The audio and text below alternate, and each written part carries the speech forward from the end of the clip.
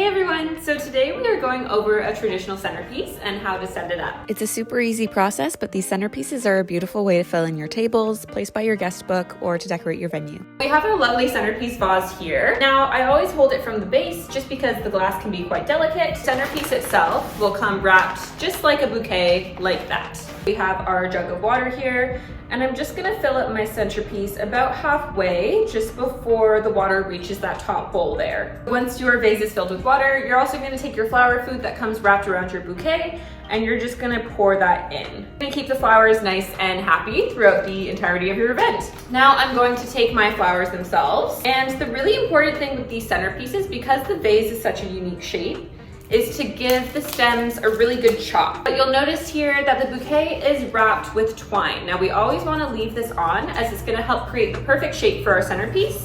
And I'm going to take it just about an inch or two below that twine. So I'm taking a sharp pair of pruners here. You can also use scissors. Pruners happen to be my favorite just because I think they get the job done best.